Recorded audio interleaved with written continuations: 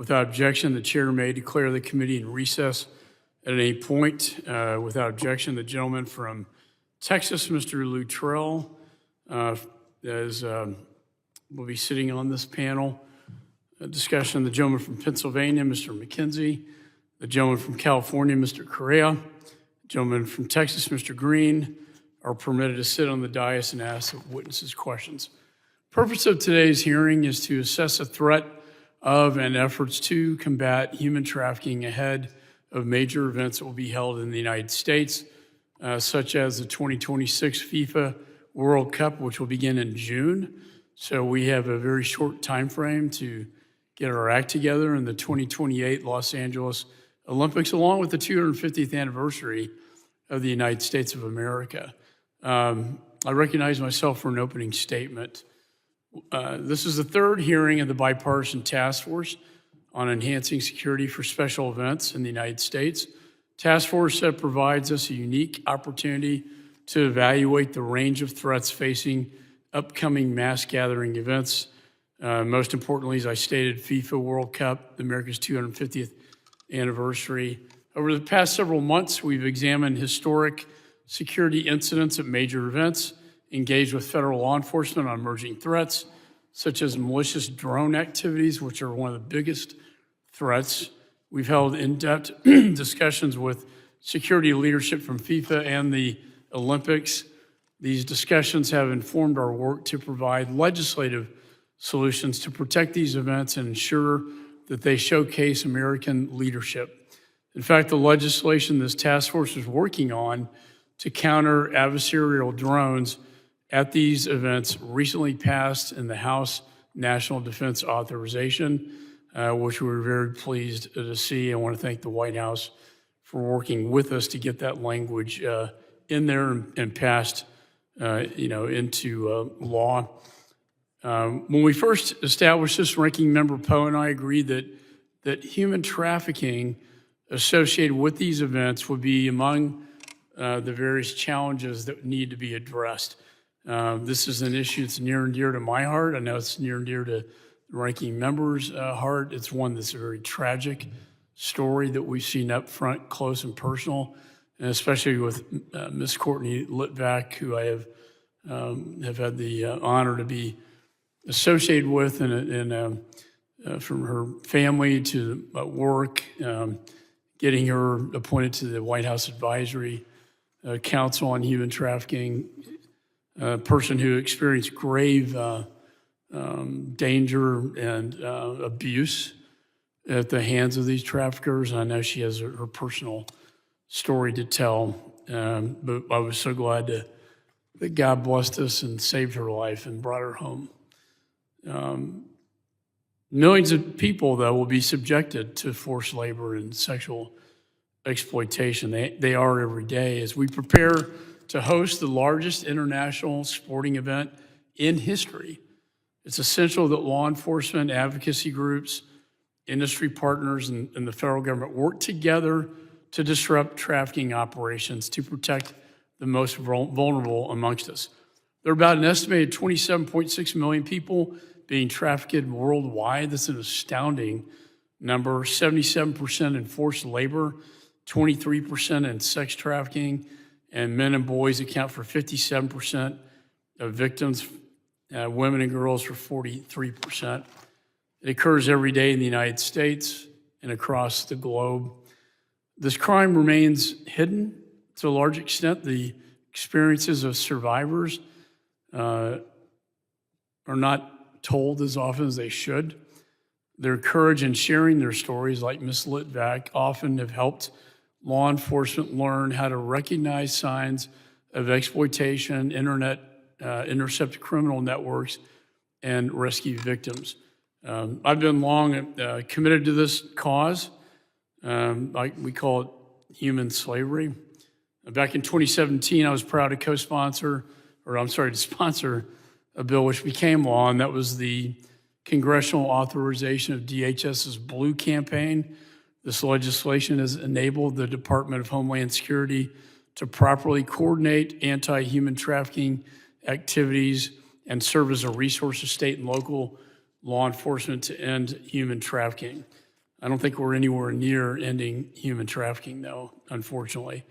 In 2020, I led legislation requiring the U.S. Department of State to track and report when and where traffickers applied for U.S. visas, and we denied those visas.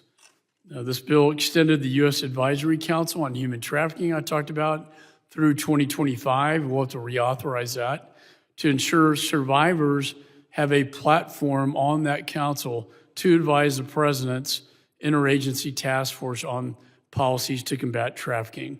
As I mentioned, we're delighted to have Courtney Litvac here, and all of you, between the sheriff and the Hotel and Motel Association.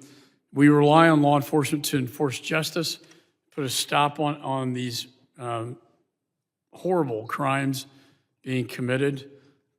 Training and coordination must extend beyond law enforcement to include, as we have here today, hotel staff, organizers, transportation. It goes into a lot of different areas. And I can go on and on with this, but at the end of the day, I think this is an important hearing to address a very horrible crime, a scourge that's around the world, but we obviously seeing it in the United States is very difficult. I anticipate with these World Cup events coming up, just like we've seen with Super Bowl games, and I think we'll be talking about the Houston one in particular. It is one of the, as a former federal prosecutor, chairman of this committee, it's one of the most horrific things I've seen in my lifetime. I want to do everything we can, Ms. Poe and this task force, to try to ensure these games are safely conducted with as little of this criminal activity as possible. So with that, I now recognize the ranking member, gentlelady from New Jersey, Ms. Poe, for her opening statement. Thank you. Thank you so very much, Mr. Chairman, and good afternoon to everyone. Mr. Chairman, I am glad to be leading our bipartisan task force with you today on such an important topic. Before I start, I want to express my deepest sympathies and condolences to the victims and families of the horrible shooting at Brown University and those in Australia this past weekend. So let me just begin by saying, as you've just expressed, human trafficking is often is overlooked or ignored in the United States. Chairman McCaul, I know that you have worked to combat trafficking, particularly through your leadership in authorizing, as you've just mentioned, the Blue Campaign at the Department of Homeland Security, which have saved countless lives. Bringing attention and resources to combat human trafficking has been a long-time priority for me as well. In the New Jersey State Legislature, I led legislation that broadened the definition of trafficking, increasing penalties for perpetrators, and provided support for victims. We must do everything possible to prevent individuals from being trafficked and fully prosecute those who commit trafficking crimes. Earlier this year, I co-led bipartisan legislation with Congressman Guest that strengthens our ability to stop drug and human trafficking abroad. The House passed that measure, and now we just simply need the Senate to act. Today's hearing is another opportunity to discuss that and other policies that we can implement to prevent trafficking at some of the largest events in our nation's history. In the coming years, we will welcome people from all around the world for the World Cup, and that's just next year. I said in the coming years, but it's here before we know it. It'll certainly be here in front of us, welcoming everyone from around the world for the World Cup and the Olympic and the Paralympic Games. This is particularly exciting for me as our district in northern New Jersey will host the World Cup final. The threat environment for human trafficking will become more and more complex. There will be criminals who traffic and enslave laborers. And criminals will sell cheap merchandise made using slave labor from foreign countries. World Cup matches will be spread around and across 3 different countries, and our country will host games in 11 different cities.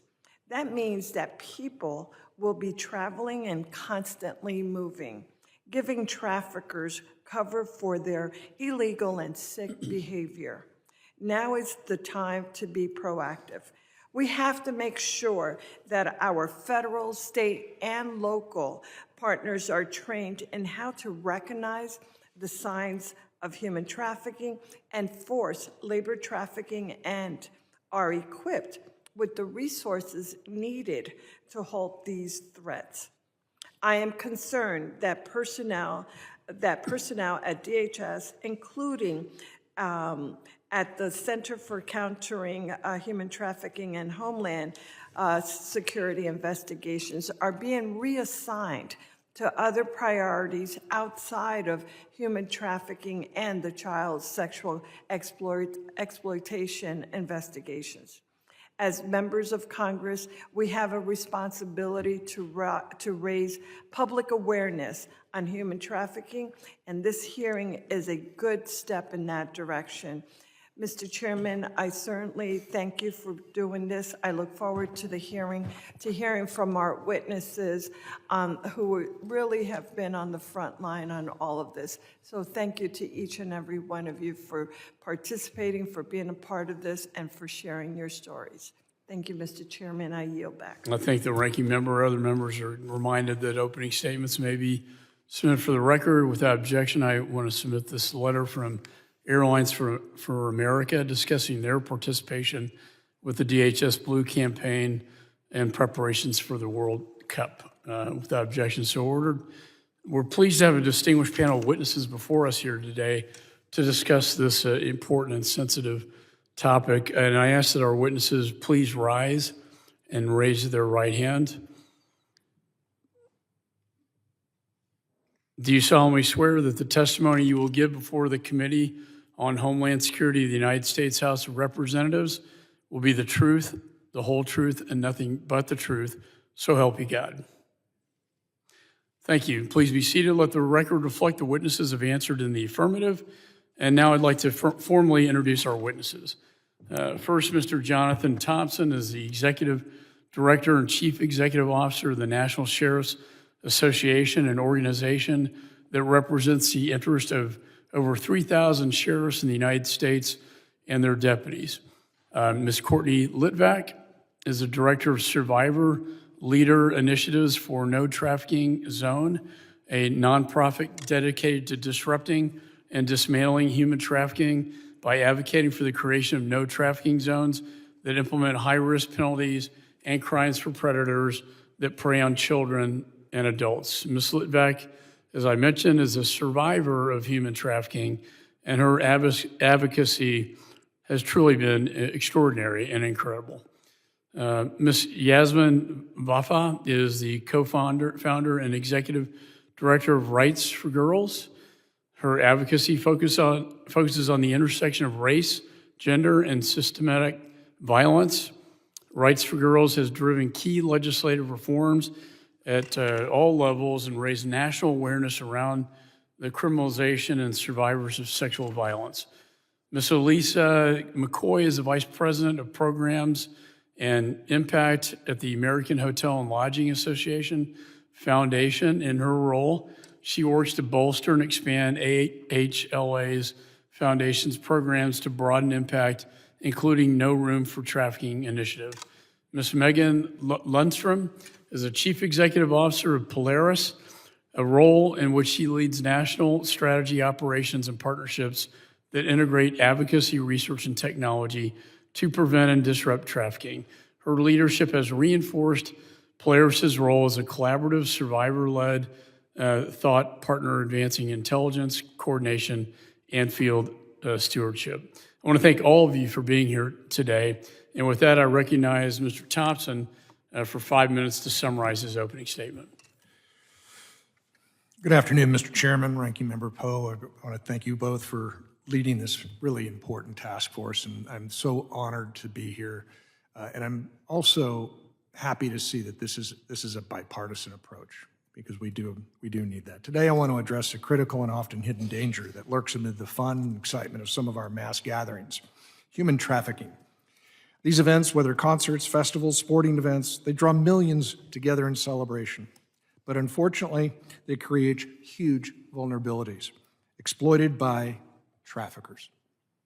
In the next few minutes, we'll explore the risks, the world examples, prevention strategies, and how each of us can play a role in safeguarding lives.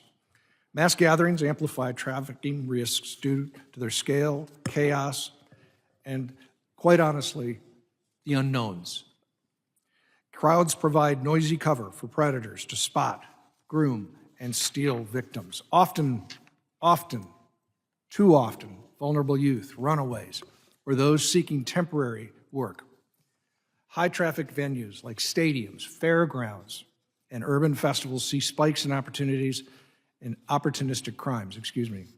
Traffickers are using the hustle and the bustle and distraction to drug drinks with ketamine, Valium, GHB, and other agents to coerce individuals into isolated areas or transport victims across state lines under the guise of an event staffing.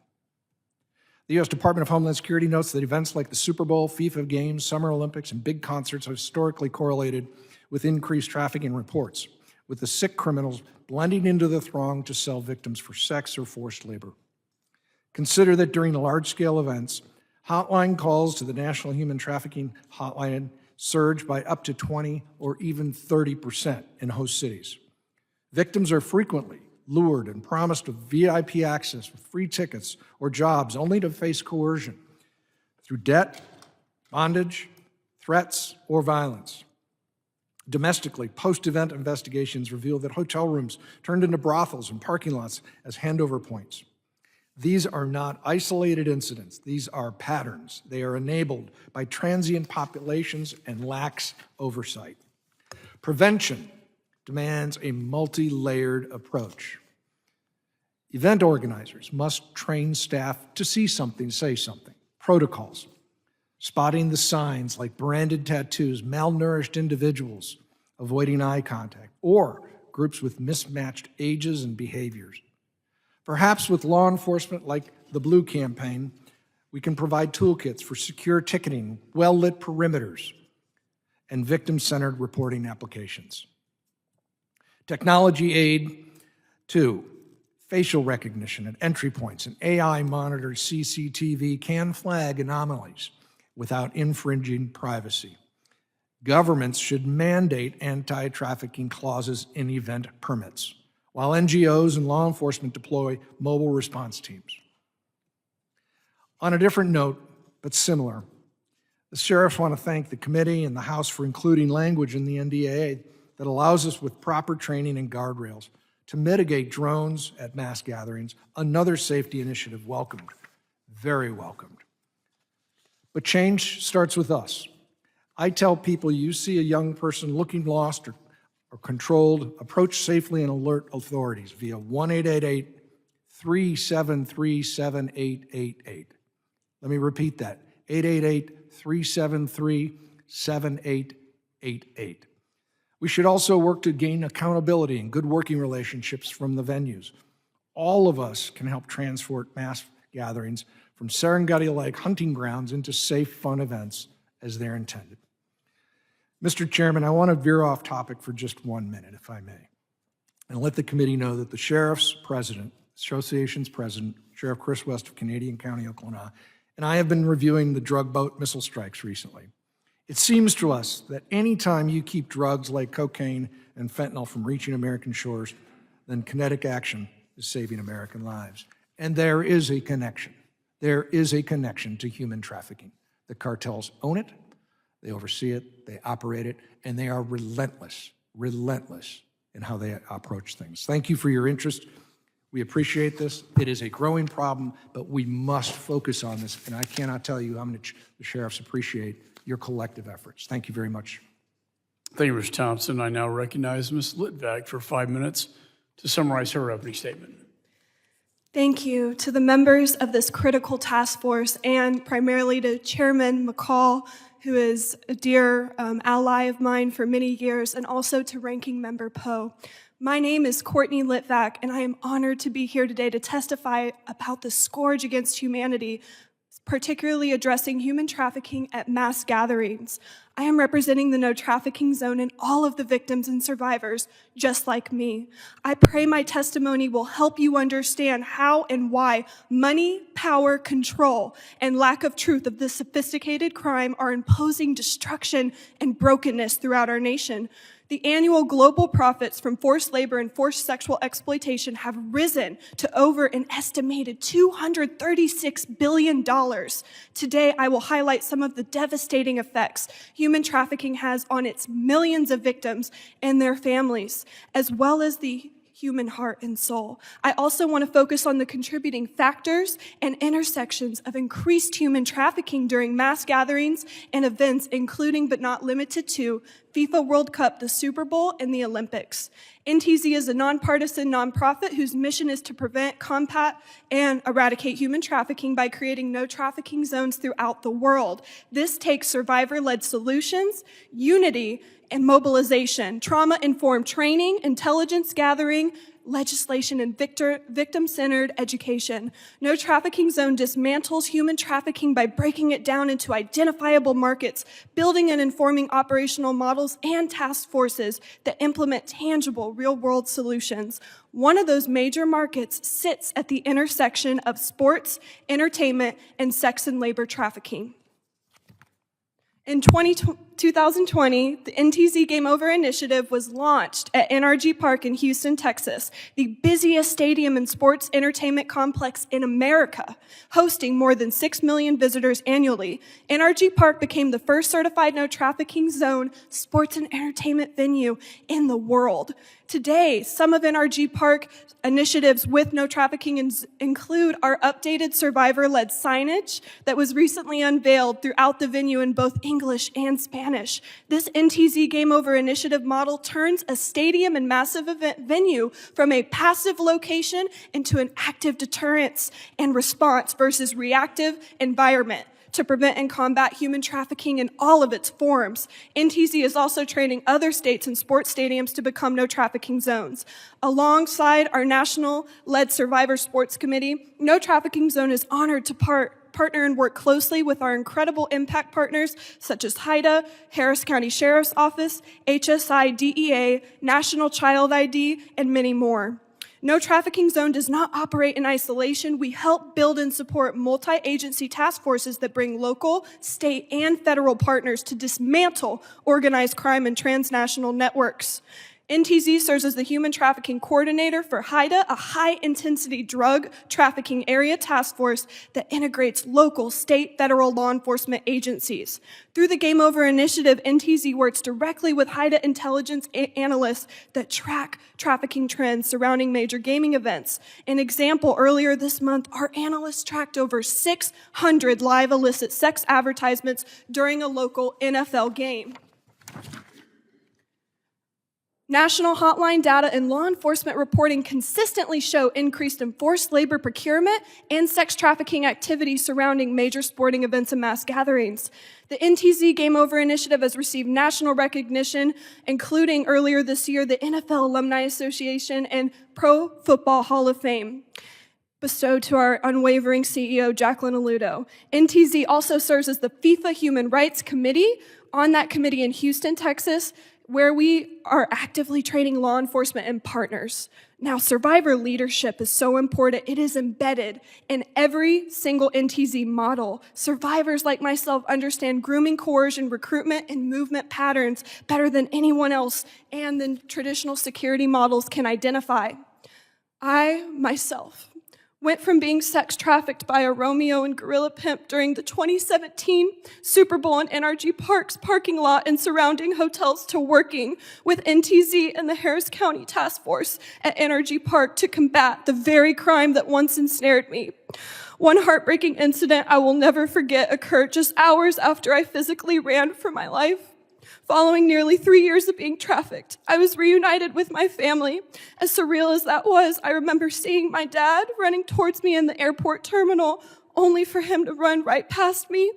He did not recognize his own daughter. I was so severely emaciated and badly injured that I was truly unrecognizable.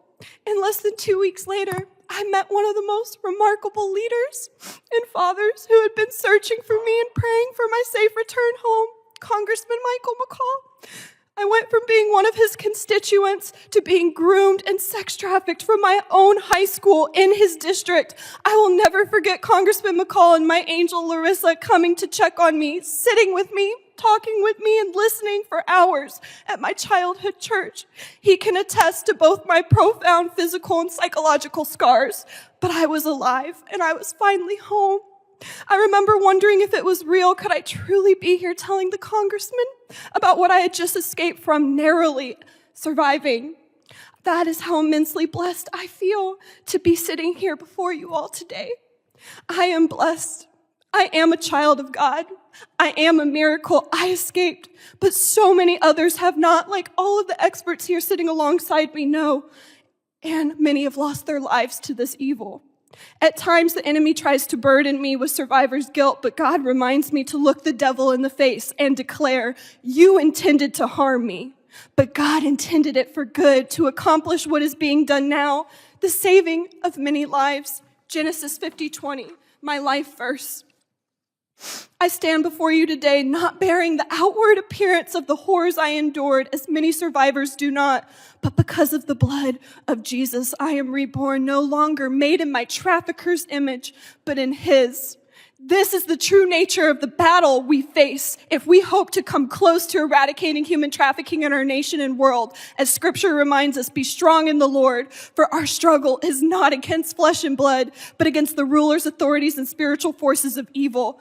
Therefore, just as God saved and spoke to me, I urge you all, put on the full armor of God. Do not be afraid. Victims need to know that they are not alone, just as I did and was reminded of that. We all fall short of his glory, I know I do, but his grace and mercy are sufficient. Therefore, human trafficking at large and mass gatherings and events is not inevitable. It is preventable and combatable.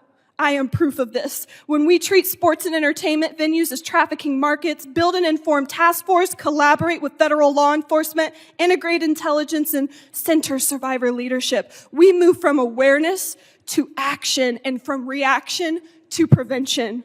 Let us all work together to hold stakeholders accountable in order to make FIFA World Cup, the Super Bowl, and the Olympics and all mass gatherings no trafficking zones. Thank you all for letting me share my heart with you and for your leadership and your commitment to addressing what truly is a scourge against humanity. Thank you. Thank you, Courtney. As an eyewitness to the scars of your survivorship, I can't tell you how proud I am of who you've become. I next recognize Ms. Vafa for 5 minutes to summarize her opening statement. Thank you, Chairman McCaul, Ranking Member Poe, and members of the task force for the opportunity to speak today. My name is Yasmin Vafa. I'm the Executive Director of Rights for Girls, a national organization dedicated to ending violence against young women and girls. We work alongside survivors to strengthen laws, advance research, train judges and systems professionals, and shift the culture that enables exploitation. This hearing could not be more timely. In the coming years, the U.S. will host some of the world's largest sporting events, including the FIFA World Cup and the Summer Olympics. These events bring complex security challenges, and among them, human trafficking must be a chief concern. Sex trafficking exists today in every community, rural, suburban, tribal, and urban. Vulnerable people, primarily women and children, are bought and sold with near total impunity. A recent New York Times investigation exposed the brutal reality on Los Angeles' Figueroa Street, where child sex trafficking persists openly. Girls like Anna, who was first trafficked there at 13 alongside her 11-year-old sister. Today at 19, missing her front teeth and living with an ostomy bag, Anna is still forced to meet a daily quota or face violent punishment. Her story reflects the trauma endured by countless women and girls in the sex trade. The data is stark. Over 90% of women report being shot, raped, strangled, or beaten, often by sex buyers. They face a mortality rate 200 times higher than the general population, and 68% suffer PTSD at levels comparable to combat veterans. These harms predate and outlast any special event, but when you add an influx of tourists, anonymity, and large numbers of men with disposable income, the risk of trafficking intensifies. Major events create a perfect storm: increased hotel bookings, rentals, ride shares, and festivities, along with the surge in the commercial sex market. While sex buying happens every day, large events concentrate demand, making exploitation easier and more profitable. History bears this out. During one Final Four weekend in Minneapolis, law enforcement arrested 47 men for felony solicitation of a child, 11 for trafficking, and recovered 28 victims, including one child. During an MLB All-Star game in Cleveland, 49 people were arrested, including 28 men seeking sex with children. And before Super Bowl 53 in Atlanta, 26 traffickers and 34 men attempting to buy sex with children were arrested, and several children recovered.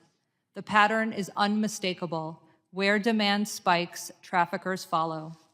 Recognizing this, Rights for Girls launched our Sex Buying Isn't a Game national billboard campaign in 8 states, hosting the NCAA March Madness and MLB All-Star Games. The campaign exposes the often invisible role of sex buyers in fueling trafficking and seeks to disrupt demand. During this year's Final Four in San Antonio, while our campaign was running, 8 trafficking victims were recovered, underscoring the need for proactive deterrence. The sex trade is a multi-billion-dollar industry funded entirely by buyers. Without buyers, there is no business. Our recent report, Buyers Unmasked, analyzed hundreds of posts from online hobby boards, essentially Yelp pages for prostitution, and revealed a culture of dehumanization and entitlement that traffickers rely on. One survivor told us she spent 6 months at age 16 telling every buyer she was being trafficked against her will. Not one of them helped her. Every man prioritized his own protection or the money he'd paid. This is the norm, not the exception.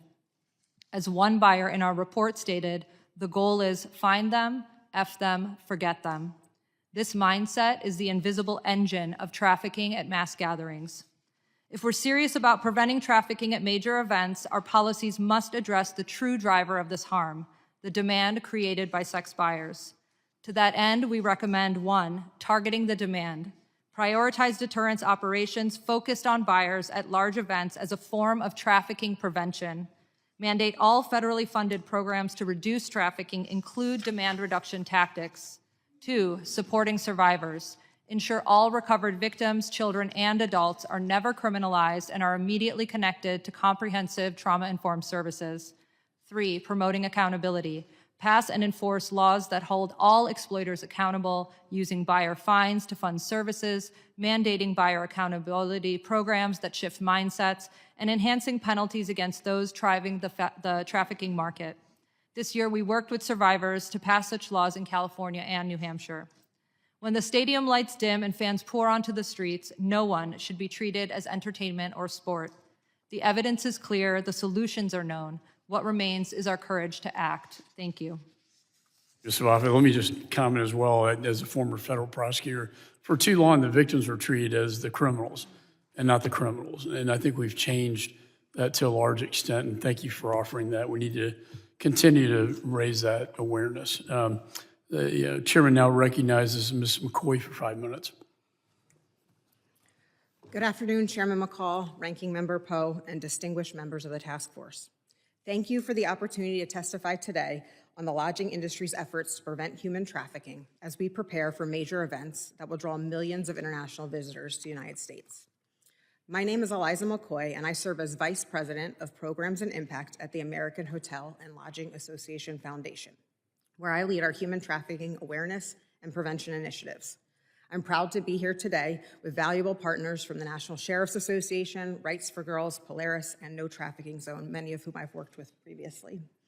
Before joining AHLA, I spent more than 15 years in law enforcement and nonprofit leadership focused on public safety and child protection.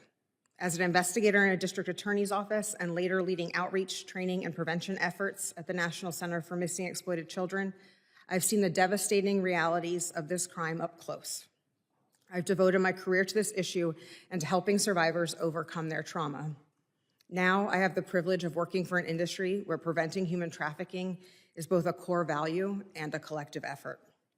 With the United States set to host the FIFA World Cup, America 250, the Summer Olympics and Paralympics, as well as other major events over the next few years, we face both a challenge and an opportunity. Large events often draw attention to human trafficking, but more importantly, they represent a critical moment to turn heightened awareness into long-term strategies that protect vulnerable people year-round, not just during major gatherings. We can show on the world stage how our actions are leading a human trafficking response and prevention, both nationwide and across the globe. In 2019, the lodging industry came together to launch No Room for Trafficking, a comprehensive initiative developed in partnership with our member companies, dedicated leaders, law enforcement partners, and expert organizations. For the last 5 years, this national initiative has translated that commitment into action, with shared goals and standards aligned with best practices in the anti-trafficking field. Our mission is threefold: elevate awareness of human trafficking, educate lodging employees to identify and report it, and equip survivors with the support they need to thrive. A cornerstone of this initiative is a tailored training program developed by Marriott International in collaboration with expert NGOs, which we make available for use across the industry. And since 2020, this training has been completed more than 2.5 million times. It's provided at no cost to any hotel employee or interested individual and is offered in 34 different languages, ensuring that workers at every property can receive this important education, from resorts to motels. Our message is clear. We are dedicated to the safety of our communities where we all work and live. To maximize the impact of these upcoming events and build lasting change, we recommend 3 key actions. First, support consistent standards for training and anti-trafficking policies, not just in the lodging industry, but across all sectors, ensuring no weak links in prevention efforts. The lodging industry's anti-trafficking commitment can model for other industries how collective action creates stronger safeguards and better outcomes. Second, support streamlined reporting processes that effectively leverage the resources of both law enforcement and survivor advocacy organizations. And third, invest more government and community resources in long-term solutions, including emergency housing for victims and specialized law enforcement units, to strengthen community readiness for years to come. With these improvements in place, the lodging industry can remain a strong and reliable partner in anti-trafficking efforts nationwide. Chairman McCaul, Ranking Member Poe, and members of the task force, thank you for your leadership and for this opportunity. The American lodging industry is fully committed to continuing to lead in the effort to stop human trafficking. I'm proud to represent an industry that confronts this difficult issue head-on with resolve and compassion. The lodging industry continues at the ready to work hand in hand with this task force, DHS, DOJ, local law enforcement, and NGOs to ensure these milestone events are remembered for sportsmanship and national unity. As we approach the kickoff of these major events, we stand united with law enforcement, survivor support organizations, and policymakers to protect the vulnerable and demonstrate U.S. leadership in preventing human trafficking on a global stage. We are doing our part to end trafficking for good and stand at the ready to help our communities meet the moment. Thank you. Thank you, Ms. McCoy. I now recognize Ms. Lundstrom for 5 minutes, who also is a victim of human trafficking, for your opening statement. Chairman McCaul, Ranking Member Poe, and members of the task force, thank you for the opportunity to testify today. My testimony is grounded in my own lived experience as a survivor, data and intelligence, and what our systems teach us when we are willing to listen. As the United States prepares to host major global events, the FIFA World Cup, the Olympic Games, and America 250, the question before us is not whether trafficking occurs, because it already does. The question is whether our response reduces harm and ends cycles of abuse, or if we're going to repeat past mistakes. You see, we've seen this before. After Super Bowl 53 in Atlanta, I analyzed publicly available arrest and booking data from the operations around the event. Publicly, the response was described as a success. More than 65 federal, state, and local agencies, 169 arrests, dramatic headlines, and stories of rescue. But the data told a different story.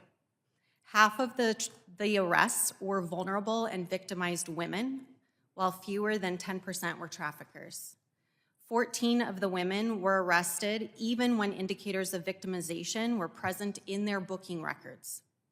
Victims were identified and still taken into custody, some alongside the very traffickers exploiting them.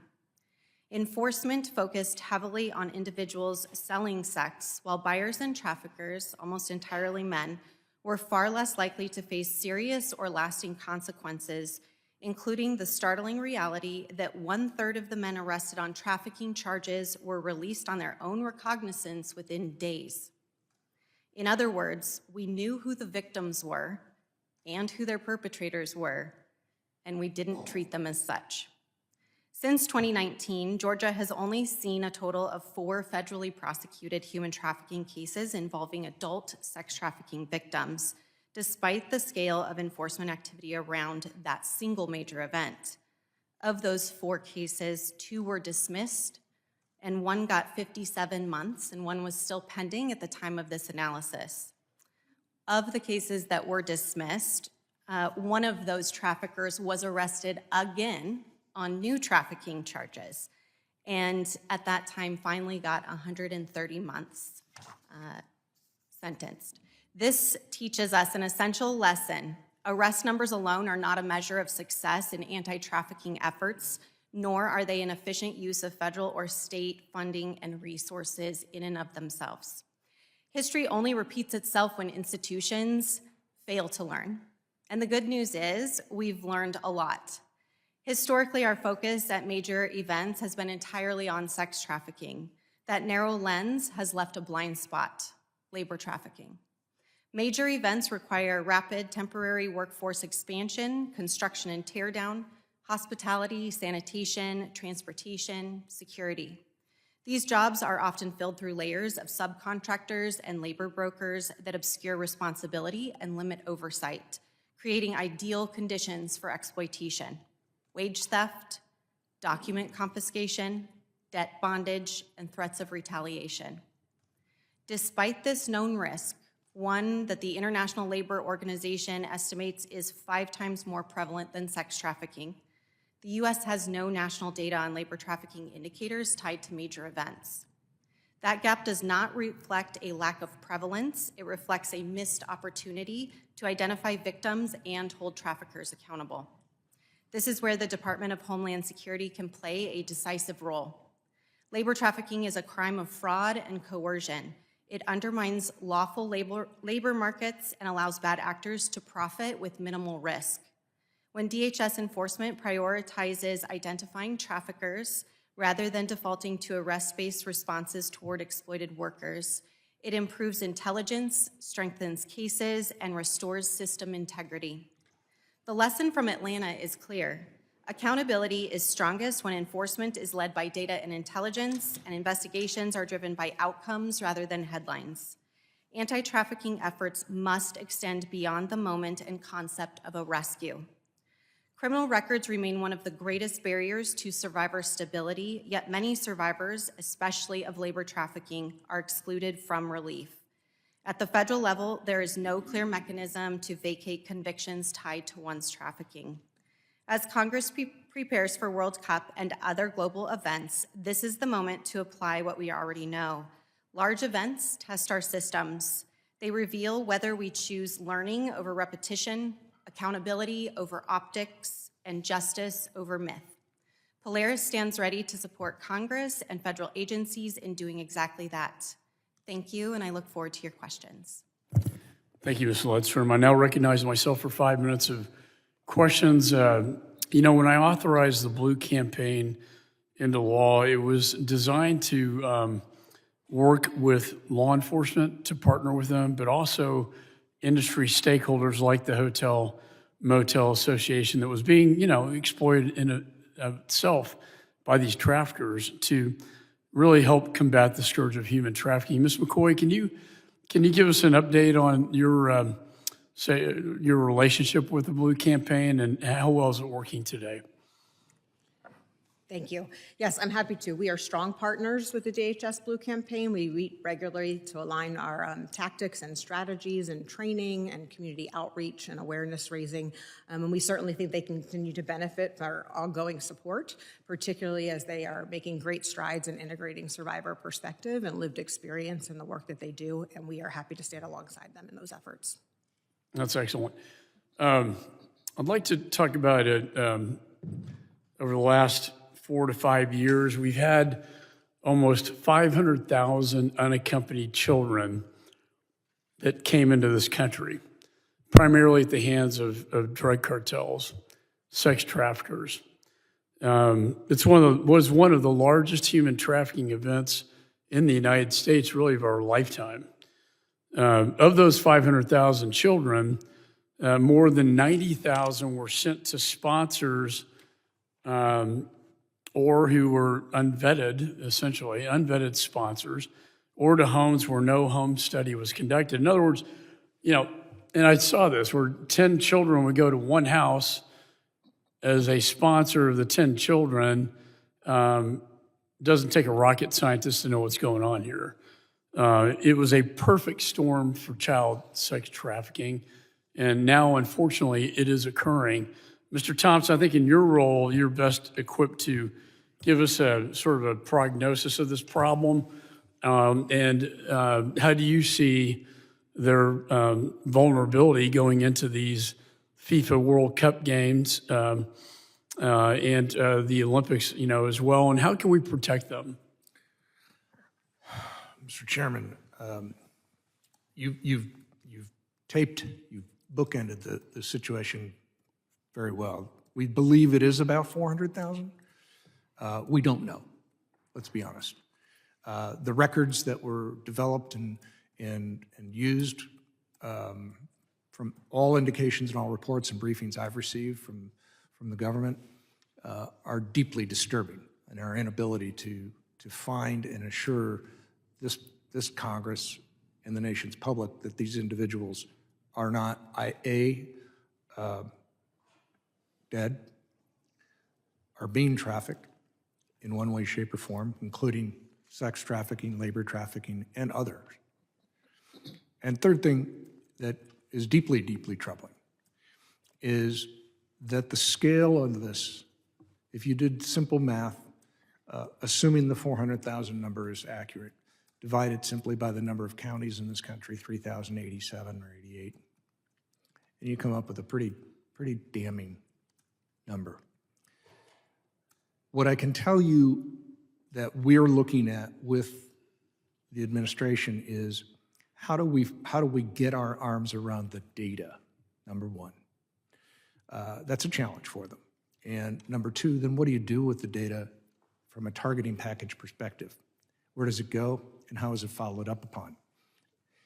And those two steps alone are incredibly labor and financially incentive. They're costly, takes time. I wish I could tell you that the prospect is bright.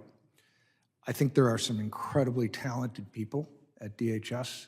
I think there's some incredibly talented people at our state law enforcement agencies and our local agencies that are working this.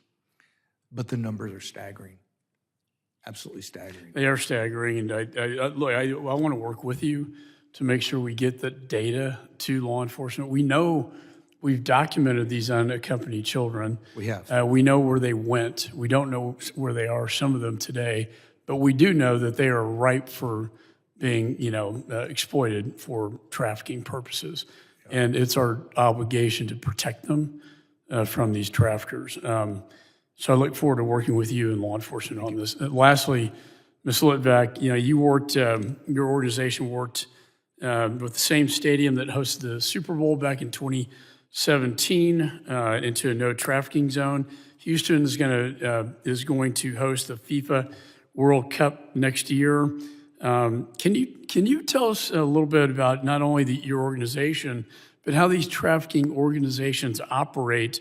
I know that 750 individuals were indicted and prosecuted after that Super Bowl game. Can you tell us about how these organizations, these criminal enterprises work from the lowest level with the pimp and the groomer to the highest level executive?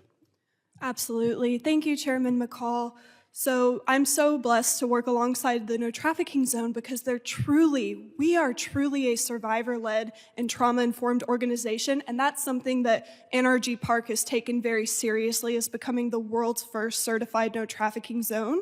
Working with their general manager, Hussein, and all of our incredible impact partners there, primarily really trauma-informed law enforcement is so important because uninformed and, quite frankly, corrupt players in the anti-trafficking space even, or those who pose as doing good work, but they're really a part of the problem. We want to ensure we are encouraging those who are doing the work for the right reasons to continue to collaborate together, especially because traffickers are watching our efforts and they're calculated. My traffickers specifically would study the laws primarily when I was first targeted at my own high school as a minor, as a junior in high school. My traffickers waited because they knew the law in Texas that once you turn 18, there's a lot less that law enforcement can do to intervene. And this is an issue that in Harris County alone, being one of the largest counties in the whole country, there's an average of over 200 runaway minors daily.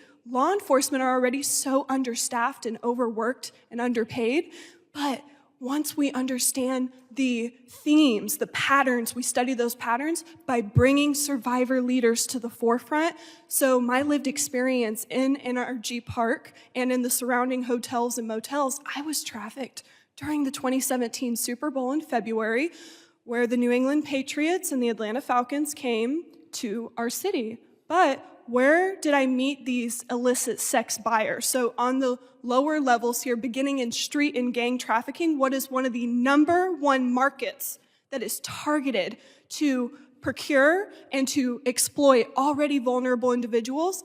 It's actually hidden in plain sight. It's our sexually oriented businesses, specifically strip clubs. Houston is actually the strip club capital of the country, which many people may mistake states such as Nevada and California for, but when we work with our task force, and that's why I think it's so important to have a structure such as a task force to combat this issue, because these organized criminals work in networks. They are educated, they know the laws, they are experts at evading detection, but they're hidden in plain sight. Club owners and strip club general managers operate just the same as sex traffickers and human traffickers. So when you get to the more sophisticated levels of organized crime, not only do you have MS-13, cartel, all these horrible groups that are very prevalent in Texas, especially being a border state, and we have to be able to fill these gaps. But how do we address those? We talk with survivors, just like those who are on this panel right now, to hear what would have made a difference when we were being trafficked, but then to understand these aren't always just street level criminals. There are what's known as corporate CEO traffickers. I was trafficked by both men and women. I was sold to both men and women, but these traffickers can be lawyers, as were some of mine, and they're businessmen, businesswomen who are well-spoken, and sadly, a lot of women are aiding these criminal networks. One, sometimes we know that people can go from being victimized to being forced to be bottoms, which is people who do recruiting for human traffickers, but there's so many other organized crime networks and criminal enterprises taking place, such as drug trafficking. But when you have corporate America involved, my traffickers were laundering the money that we were making from the strip clubs with corporate America businesses.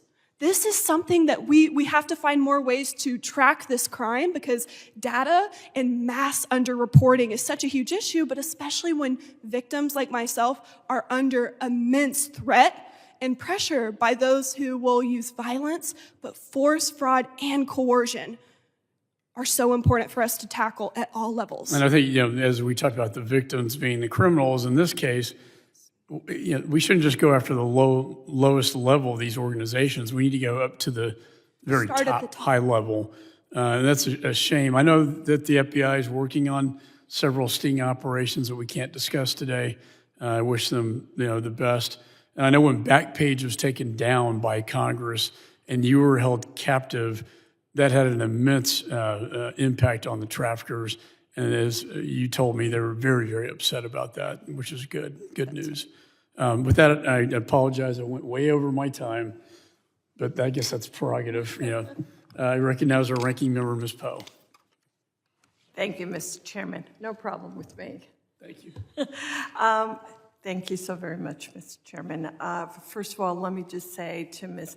Lundstrom and Ms. Litvac, thank you. Thank you so very much for joining us today and for sharing your very, very important work. But also, it takes an immense courage and empowerment to share your personal experiences and the obstacles that you have overcome. So thank you for sharing that. Really appreciate your testimony and the words and the kind of work that you're all doing now to make sure to address that. We've talked about this, right? And it's been mentioned, all of the upcoming events like the World Cup, the Summer Olympics, the America 250 will require significant labor to build the infrastructure needed to host mass matches and related festivals. In the past, we have seen labor trafficking among vulnerable individuals who perform temporary labor-intensive jobs such as venue constructions, janitorial services, groundkeeping, just to name a few. These operations are often outsourced to contract labor crews and individuals who can be susceptible to forced labor activities. So we cannot take our eyes off the enhanced risk of forced labor trafficking at these events. Ms. Lundstrom, in your opinion, what should Congress be aware of when it comes to forced labor and labor trafficking violations, and how can we address the significant threat and mass gathering events? Thank you, Ranking Member Poe. I'm happy to answer that question briefly. I think there's two elements that are really important to be considering here. The first of which is, as I mentioned, there is no data around labor trafficking at events. And so if we are going to move forward with a strategy, we need to know what it actually looks like. We need to have a picture first. So I think prioritizing data and really understanding how major events impact and change local workforces is the first step there. And then the second piece is really thinking about those supply chains and the products that are being purchased and brought in as well. And making sure that those products are not coming into our country and not being sold for additional profits that have been made in other countries by exploited persons. Right. Thank you. Thank you. And thank you for that, for your thoughtful response to that. You know, it's vital that the Department of Homeland Security and the Blue Campaign also focus on laborers and work to ensure that they know their rights as well. So that, I think that's important. I hope that my colleagues will certainly join me in advocating for DHS to incorporate this issue in the Blue Campaign. I also wanted to ask you, I think transportation is so very key to a lot of what we're talking about here. And as the most densely populated state in the entire country, New Jersey relies on its roads, bridges, and rails more than anyone else. During the World Cup, New Jersey will host 8 matches, including the final, as I mentioned earlier. Over 1.2 million fans are expected to travel to our state to enjoy this once-in-a-lifetime event. And in my district specifically, the Secaucus Junction connects numerous New Jersey transit rail lines and serves as an essential hub for fans traveling to MetLife Stadium to watch the matches. We know that criminals rely on transportation hub to traffic victims. I have been encouraged by efforts from the federal, state, local, and nonprofit stakeholders to increase awareness of how to recognize and stop human trafficking in and around places like the Secaucus Junction. Ms. Lundstrom, if you would also just share with us, how do criminals use transit hub like this Secaucus Junction to exploit victims, and how can we educate the public on how to recognize and report human trafficking in these settings? Happy to answer that question as well. Transportation is just one of the many means that traffickers use to bring victims to the place where they are sold, ultimately for that trafficker's profits. And that happens across all modes of transportation. So again, there is this element of education for the general public to understand what trafficking looks like, because it touches all of our lives every single day. And so being aware of it and knowing where to go to reach out, to report instances, and also where to provide resources to victims, I think is very important when it comes to anti-trafficking work. And I know New Jersey has the New Jersey Coalition Against Human Trafficking, and they're doing wonderful work. I have a close friend and colleague who is a survivor leader there, Gina Cavallo. And I think New Jersey has set a wonderful example of what survivor-led anti-trafficking initiatives can really look like. Thanks in large part to both you and the coalition. Thank you. Thank you so very much. We certainly have worked really hard in New Jersey to try to make this a point of, something that we absolutely have focused on and have allowed for very, very important legislation to be passed and supported and signed into law. So I'm happy to have been a part of that during my tenure in the legislature. A real quick question for Ms. McCoy. I was listening to your testimony and learned, as I was listening to what you were saying, you were talking about the important elements that you provide for the members of everyone who is surrounded, connected, and employed through the facilities, the hotel and motel enterprises. If part of my legislation that I spoke about earlier in New Jersey, certainly, and talked about the training and identification, right? And we want to make sure that we are identifying these individuals as victims and not someone who is looking to procure these types of services and be arrested and thrown into jail. The fact that some of them have not only been identified as anything other, something other than a victim, but been put in the very same vehicle, just transporting them into the police department with their perpetrator, as you've mentioned earlier, Ms. Lundstrom. But back to Ms. McCoy, if you would please, one of the things that was truly important to me was making sure that we provided and almost required that training be provided to each and every one of those employees so that they could easily and clearly identify and make a distinction who were really being victimized, right, and exploited and becoming that victim, and who may very well be doing a different, doing it for different. Can you share with us a little bit, be more specific with respect to the type of training that you're talking about to easily identify how do you do that for your employees? And I'm talking about housekeepers, I'm talking about elevator operators, all kinds from the cook right on through the super manager overseeing the facility. Thank you. Thank you for the question. Yes, we are anti-human trafficking training that we support, again, free for any industry employee, but also anyone in our communities that would like to take it, does focus on all forms of human trafficking and provides a number of indicators that in some combination may indicate suspected human trafficking, and directs employees exactly how to report that information, both to their supervisors on property as well as the National Human Trafficking Hotline and law enforcement where appropriate. And so that training is designed to specifically showcase ways in which hotels can potentially provide opportunities for that exploitation and how we can mitigate that risk both from, like you said, any role, front desk, all the way to our culinary and our cooks. And we've seen such a tremendous amount of engagement across our industry by all different types of employees who not only are taking that education and turning it into action by making those reports while at work, but also in their communities. Because ultimately, our job as an industry is to be a community steward, and we're creating more eyes and ears, whether it's reporting while at work or in the communities where we all live and reside. Thank you. Thank you. Thank you, Mr. Chairman. I yield back.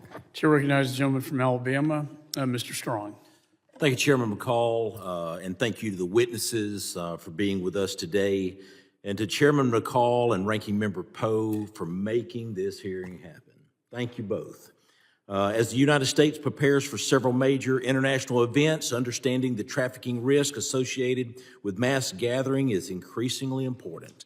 There are not many issues that bring both sides of the aisle together. This could be the one. You think about this morning, I was in a hearing related to unmanned aerial vehicles, drones around mass gathering events. We need to defeat both of these issues, trafficking and drones, at the same level. Mr. Thompson, it's great to be with you again.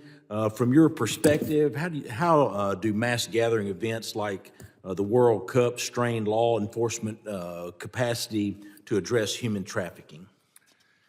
Thank you, Mr. Strong. It's always a pleasure to be here with you as well.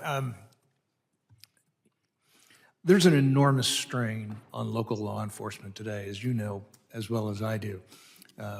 We are overtaxed and undermanned in many, many agencies across this country. That's just a fact. The ability to recruit and retain people has been difficult on a good day, to put it mildly. The past 5 years, we've seen some really, really tough times. People, that's number one.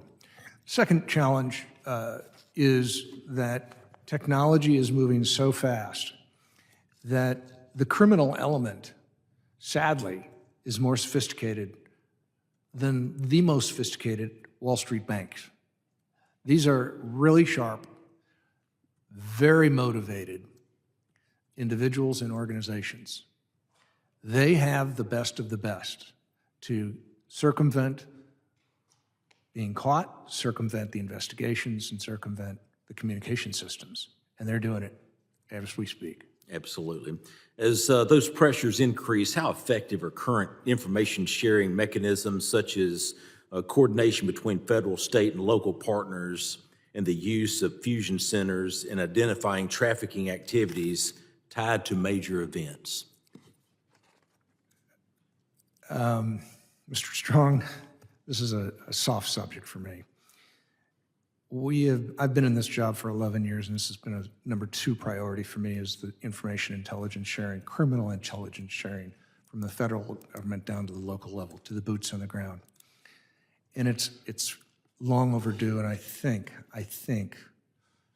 the National Counterterrorism Center and the ODNI have finally cracked a code. If we can't put that information onto a device in the hands of a sworn law enforcement officer, what to look for, what to be concerned about, and take the see something, say something up to the highest possible level, then we are totally missing the boat. But I think they're about to do that. And I believe that there's 2 programs we are working with the intelligence community and DHS on to try and get this finally fixed so that we can streamline getting that information from the President of the United States down to the boots on the ground.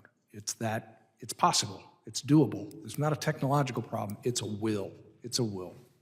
I'll tell you, we got to break these fiefdoms down so that we can get this information and the information gathering. I know we've talked about it, and I know your desire. The National Child Advocacy Center was started in my hometown of Huntsville, Alabama, and is now all over the country. And I see how that works. Local law enforcement, state, federal, DAs, all in one facility. It makes a difference, and we've got to continue that fight. Ms. McCoy, hotels are often on the front lines of trafficking detection. How prepared is the hospitality industry for the coming influx of visitors as the U.S. hosts major international events? We certainly know that human trafficking is an insidious crime across the nation in a variety of different communities and locations. And for us in the hotel industry, we have had a long-standing commitment to being at the ready from a training perspective and operational perspective. And certainly when we have large events, such as the ones we've talked about today, we take the opportunity to amplify those efforts, to reinforce them.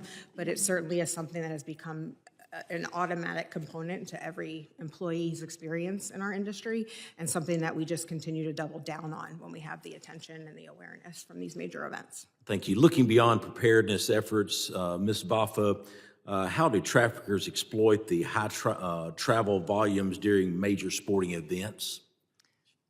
Well, they use these trafficking routes. I mean, the traditional routes that were used for the drug trades have been repurposed, of course, but again, I'd like to emphasize from my testimony, trafficking is a market crime. And while it's very important to focus on traffickers and trafficker enforcement and prosecutions are essential, traffickers are merely responding to the demand that is created by sex buyers. And so buyer deterrence addresses economic incentives upstream. And so, you know, we have federal laws, we have state laws that mandate buyer deterrence and buyer enforcement, and that's just not being done. At the federal level to scale, it's being discouraged through TVPA grant programs, through the enhanced collaborative model. We're literally getting language from OVC discouraging these types of proactive deterrence mechanisms, even though we know they work. We have evidence from jurisdictions that they work.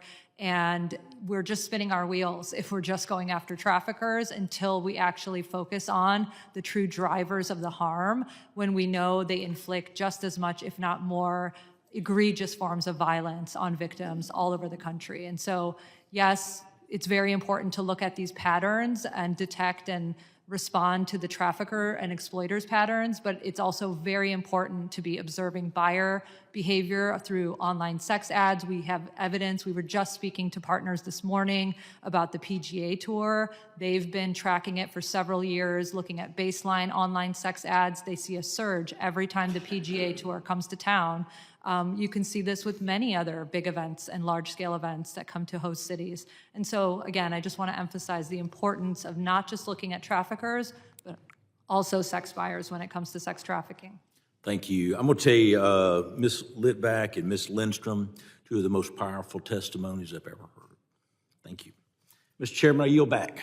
I thank the gentleman, and let me, if I could just echo, I tell you what, we go after a couple of high-profile buyers, they're going to pucker up, and so is the entire marketplace. It'll have a very strong impact on, who's going to be involved in trying to buy humans. With that, Chairman recognizes the gentleman from California, Mr. Correa. Thank you, Mr. Chairman. First of all, I want to thank all witnesses for being here today, especially the victims that have had guts.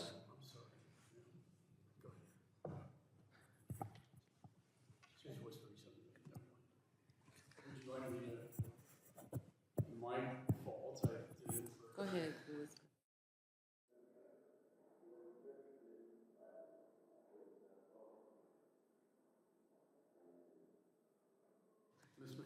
Thank you. I'm sorry about that, Lou. Thank you to our co-chairs for spearheading this hearing today. Truly delighted to be here to hear from our witnesses. I want to thank each of you for being here today and for having the humility and vulnerability to testify. Thank you so much. As a mother, a daughter, and a sister, this issue is deeply personal to me. The fear of a loved one going missing and being exploited is unimaginable. And it is our responsibility to ensure authorities have the tools they need to prevent trafficking and protect victims, especially during large-scale events. Human trafficking, as been mentioned multiple times on this dais today, is a horrific crime that affects all of our communities. It is particularly horrific because the victims are often among the most vulnerable people in society: minorities, immigrants, children, and people of color. I want to talk a little bit about the impact of human trafficking for Black Americans. Black women and girls are among the most vulnerable populations in the United States. In fact, while only around 12% of the U.S. population is Black, the victims and survivors of sex trafficking are 40% Black. These numbers raise important questions about the victimization and the criminalization of Black women and girls. Ms. Vafa, I want to go to you because I know you have written about this issue. Could you walk us through some of the reasons Black girls in particular are being victimized, trafficked, and re-victimized through the criminal justice system? Yes, thank you so much for that question. Rights for Girls has written extensively about this topic. We offer numerous trainings on this topic as well. We have to understand the sex trade in the United States today as a legacy of this nation's longstanding history of racialized and gendered violence. It stems directly from colonization and the transatlantic slave trade, and understanding it as part of that longstanding history where sex trafficking was one of the first things that happened as a result of colonization and the trafficking and enslavement of indigenous women and girls, followed closely by the trafficking that happened as a result of transatlantic slavery and, for example, the fancy girl trade, which is one of the earliest documented instances of sex trafficking and the commercial sexual exploitation of Black women and even young men who were sold explicitly for sexual exploitation in this country. We have to understand that much of the conditions that we see today in the sex trade are an extension of that history, and that generations, hundreds of years of normalizing the commodification of Black and brown, predominantly female bodies for male profit and pleasure have really created the conditions that we see today. So we have many of these fact sheets on our websites and in our report. Basically, any jurisdiction that you look at across the country today, we see a glaring overrepresentation of predominantly Black and Indigenous women and girls. But to use one example, we can submit this further for the record. King County, which is the area around Seattle, Washington, we know that Black people are 7% of the population, but they represent 44% of child trafficking victims. In that same jurisdiction, where white people are 66% of the population, sex buyers are 73% white men. Wow. So just to give you a sense of that disproportionality, we've also collected this data to disaggregate these types of disparities across the country. What really adds to this injustice is that, to your point, Black women and girls are overrepresented amongst those who are criminalized for their exploitation. We call this the sexual abuse to prison pipeline in our work and advocacy. Trafficking is one manifestation of this abuse to prison pipeline. And Black girls in particular are affected through different forms of intersectional biases, predominantly what's known as adultification bias. And this is a documented form of implicit bias. The Georgetown Law Center on Gender Justice and Opportunity has documented this in a report called Girlhood Interrupted. But it's been shown that young Black girls receive many of the same stereotypes that are often attributed to Black women, again, stemming from colonization and slavery, around them being seen as promiscuous, seductive, angry, defiant. They're projected onto Black girls, and as a result, through this research that Georgetown conducted, Black girls are seen as less innocent and much older than their white peers, and when they experience sexual abuse and sex trafficking, they're seen as less traumatized by that abuse and, in fact, complicit in that abuse. And so subsequent research has shown that they're more likely to be deemed as offenders than victims of crime. And so there's research to support this, but that is a very quick overview of that trajectory. Yeah, no, thank you so much. I heard like inhale, exhale up here while you were delivering some of that data. Truly thankful for your expertise and you sharing that research and that data with many of us here. I want to thank each of you once again for being here and for sharing your testimony. And with that, I'm going to be respectful to the 5-minute time, and I'm going to yield back. No, thank you. And thank you for calling attention to that racial disparity. I was not aware of that as well. Chairman now recognizes Mr. Crane from Arizona. Thank you, Mr. Chairman. I want to say thank you to the panel for coming today. Obviously a very heavy subject. I especially want to thank the the victims here today for coming and testifying about what we can do to help stop sex trafficking, especially around major sporting events in the U.S. Borders Czar Tom Homan recently announced that more than 62,000 migrant children have been rescued by the Trump administration and saved from truly despicable conditions, including sex trafficking, forced labor after they cross the border without parents under the Biden administration. According to a 2024 DHS OIG report, the Biden administration released 291,000 unaccompanied alien children without notices to appear or a scheduled court date and had no way of tracking them after they arrived in the country. What makes this even more troubling is that just yesterday, over 200 House Democrats voted against the Kayla Hamilton Act legislation that includes provision that strengthened protections for unaccompanied alien children by requiring thorough background checks of potential sponsors and adult household members and imposing stricter criminal history requirements. Sheriff, do you think that these families that were putting these unaccompanied minors into, do you think that those families should be vetted? Absolutely. Do you think they should be thoroughly vetted? Absolutely, top to bottom. Can you see any reason why people in this very chamber would be voting against that? I can't think of a reason. Thanks, Sheriff. Ms. Maffa, you mentioned several major sporting events where many traffickers and predators were arrested. And I appreciate you bringing up that data. I'm guessing most of these arrests were likely due to digital online investigations. Can you confirm or deny that? I would have to go back and check, but I assume many of these were based on online stings and some joint cooperative between local and likely federal law enforcement. Thank you. Ms. Litvac, thank you so much for that amazing testimony. When I get to hear individuals like yourself who have taken something that's just awful and atrocious and turn it into something amazing and beautiful, it's one of the most powerful testimonies I've ever heard. And I also appreciate that you brought up one of my favorite scripture verses as well, Genesis 50:20. I think that's so awesome. I've never met you in my life, but I'm proud of you for doing what you're doing. What would you like to tell young boys and girls and parents that might listen to this hearing about how to avoid the awful victimization that you endured?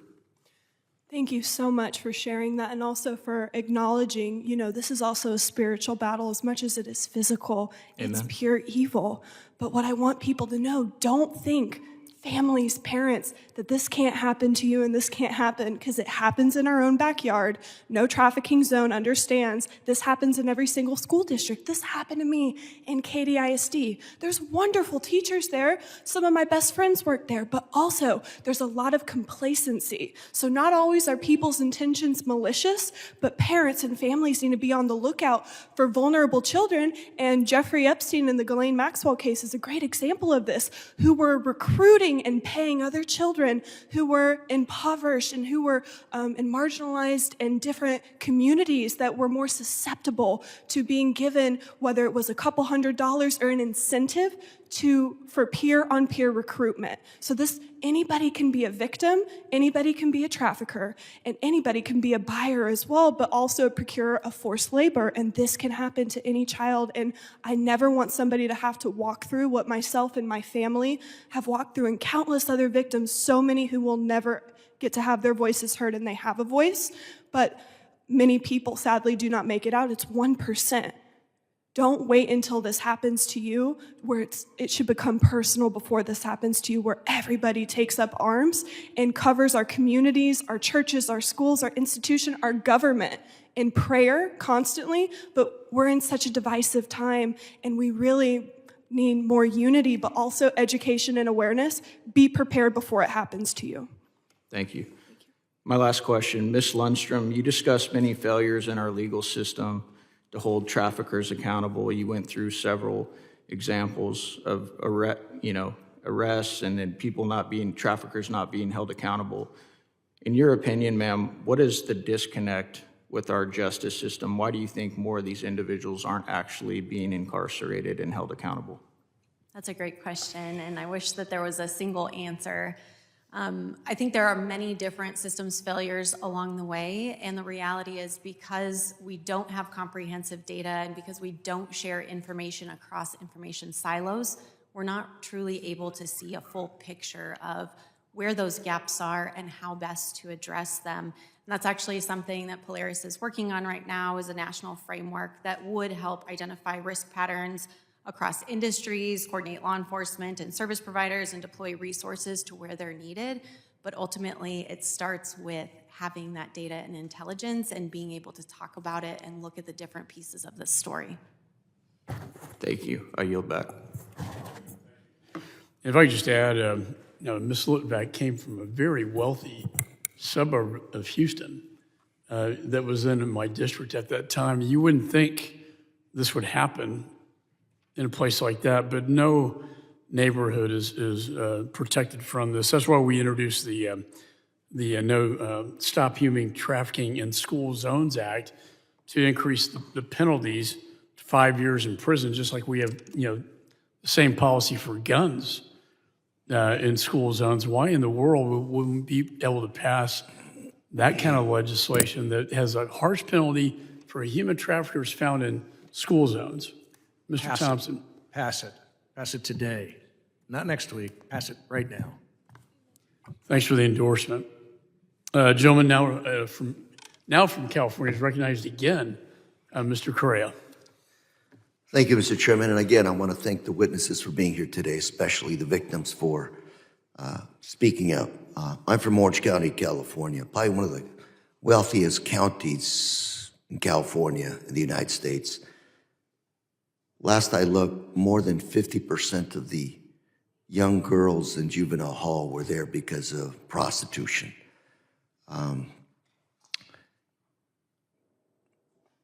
I'm hearing you say this is a demand business. I also hear you say 1/3 of men arrested were released within days of being arrested. Is that correct?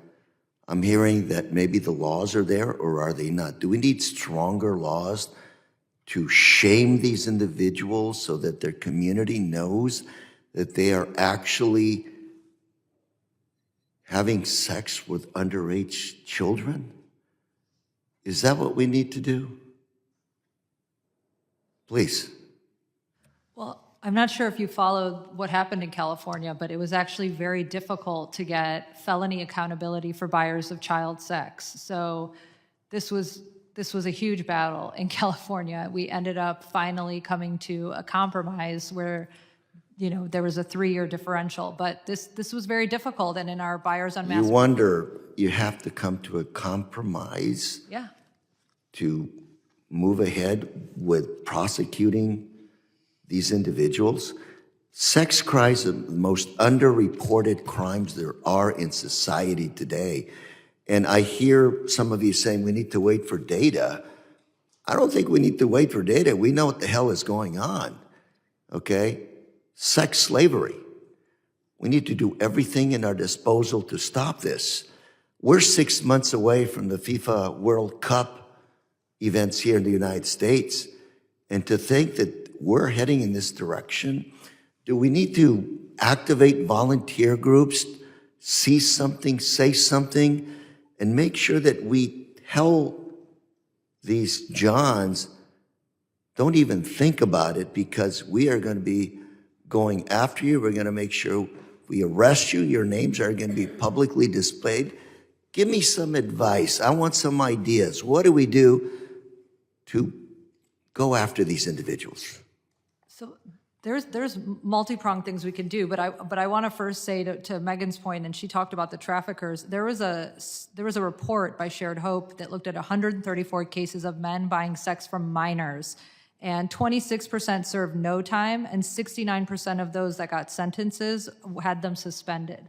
So this notion that even buyers of child sex, like surely we hold them accountable, it's just not the case. So, in many cases, the laws are on the books. We just need, the political will to enforce them. But there are all sorts of different modules now. There's AI There's Transaction Intercept, which this organization, Street Grace, is working with tons of law enforcement all over the country to implement. There's all sorts of states in the last couple years. 4 states have made it a felony to buy sex and are working to implement this. I know DHS has been very active in states like Texas and has been doing excellent work. So it's not necessarily, passing more laws, although in some states that's been incredibly effective. It sounds like we need to enforce them, and like you said, Exactly. the political will is needed. And Mr. Chairman, I don't know about you, but we're at the federal level, and I'd like to see us do something legislatively to make sure that these laws are enforced, federal laws at the federal level. And especially the grant programs that we have under TVPA, making clear that the enhanced collaborative models that traditionally were able to be used for these proactive demand reduction operations can continue to be used to do so. For the last few years, there's been direct language from OVC explicitly banning them from using that funding to do these proactive demand reduction operations, because you'd have to ask OVC, but in our estimation, it's probably because they're seen as, going against sex worker rights. And so it's really important to understand. This is not about the sex worker. These are about Exactly. the Johns. Exactly. We want to go after the demand. Exactly. And irrespective, this demand for commercial sex is what drives the market that fuels trafficking. And it's very important to realize that we have to target the demand in order to prevent trafficking. This is just an outrage, and I would ask our chairman and ranking member to work together to come up with some kind of a mechanism to make sure we enforce the laws in the book, and also make sure that we shame the hell out of these Johns and make sure that their community knows that they are doing some very bad things in our communities. Mr. Chairman, I'm out of time. Well, Mr. Chairman, if you'd indulge me for just a second, I want to make something very, very clear. Those numbers are startling, and what we're seeing is that cops and deputies and federal officials, they're arresting them. They're bringing them in. But we don't set the terms. We don't prosecute them, and we're not sitting on the bench releasing them. Right. If I can add to that, as a federal prosecutor and former state, in the case of gun violence, we were able to move gun cases from state to federal, where we had mandatory minimum sentencing under the guidelines, right? 5-year, as opposed to sometimes in state courts it fluctuates. Maybe, Ms. Vafa, if you could elaborate on, are there any mandatory minimums for this type of offense under the federal sentencing guidelines? So there is a mandatory minimum assigned to the 1591, which is the federal trafficking crime. And under the federal trafficking crime, patronize and solicits is part of the trafficking offense. Again, it's just a matter of whether federal law enforcement and prosecutors will apply that to sex buyers. It's been a part of the law since 2015. The Justice for Victims of Trafficking Act made it clear in the sense of Congress under that law. They addressed the fact that there was some ambiguity given that a couple of federal cases essentially dismissed cases that went after sex buyers as part of the Sturgis Rally biker cases. And so they wanted to remove all doubt that the word obtains could apply to sex buyers. And so they added patronize and solicits. And I think many years ago, Congressman Sensenbrenner had added mandatory minimums to 1591. So they are. The mandatory minimums take the discretion away from the judge. Correct. They have to impose that mandatory minimum sentence. And so I don't understand, is that not being done? It's just a matter of if prosecutors are willing to go after sex buyers. So it's more on the correct. It's still Justice seen- Department and state prosecutors that are not doing this. Correct. Because under the sentencing guidelines, it does provide for that. It's just if they're not going to ask for that as part of the sentencing. Right. That's my understanding. I mean, there's still some confusion. I mean, even certain lawmakers are still unaware of the federal trafficking definitions, right? If there's an exchange of sex for anything of value with a minor, that under federal law constitutes trafficking. Yet, we'll still see instances of confusion in the press or concerning certain matters here, and there still seems to be confusion, whereas Should be all any of us will sex know. with a minor, Correct. irrespective of whether there's an exchange, is a crime Right, and it's a with trafficking. minimum. Right. Mr. Thompson, can you maybe shed some light on this? I'm still a little confused. Is this just a matter of maybe at the state level or the prosecutors are not pursuing the mandatory minimum sentencing? I think it's a combination of factors. I think the caseloads are overwhelming judges. The caseloads are overwhelming prosecutors. This comes down to dollars and cents because they don't have the money to pay more prosecutors, whether it's U.S. attorneys or local prosecutors. We can send out more deputies and we can send out more cops. That's not the problem in my estimation. It's a part of the problem, but it's not the solution. The country has got to decide how serious a crime by a man against a woman for sex trafficking is. You're either going to face the punishment or you're going to get a slap on the wrist. Right. Now, in my estimation, it's the punishment. You're going to be ostracized, to Mr. Carrera's point. You're going to carry around that stigma for the rest of your life that you were part of a sex trafficking operation. But the fact is that the country's not willing to go there right now. Well, in my experience, the pedophiles were the lowest of the low in the prison And system. that's something that we have to recognize and acknowledge as a government. This is all of us. This isn't R's and D's and I's and. No, this is a totally. I disagree with you. Let's test it. I bet the country's ready to go there. I hope you're right, sir. I'm such a cynic as you. No, You know no, me this- better this- than many. this is- I hope you're right. I do believe that our parents, our teachers, our doctors and nurses, our cops, everyone in the chain, the social chain, has a huge oar in this. They have to play a role. Parents need to tell their children, look out, be careful, look both ways, not just crossing the street. The doctors that do the physicals and the dentists that check on these kids, hey, are you aware? Are you thinking about it? The teachers, the things we're teaching in school today versus the things we should be teaching on common sense, on protecting one another. Watch your fellow student. Is she falling victim? Is there a stranger hanging around the schoolyard? Are they offering you things? Are they playing games? This is common sense, but yet I can tell you, this is not happening.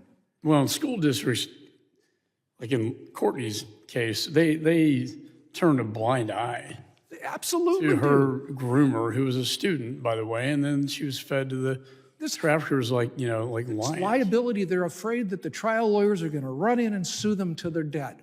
Yeah. Which they do. Which they should. Which they should.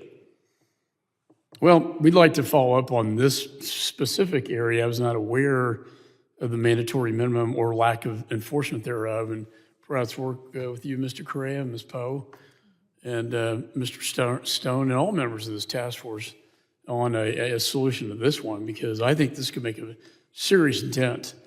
If you get to the high-profile buyers, you're going to make a real dent in the sort of marketing, if you will, of this criminal enterprise. It also comes with a $5,000 mandatory fine that populates into a domestic trafficking victims fund. And so there's lots of incentive to up these prosecutions. Oh, excellent. Well, I want to thank the witnesses. This has been a very profound hearing on a very ugly situation in this country and the world, and I hope we can make a difference to protect these victims.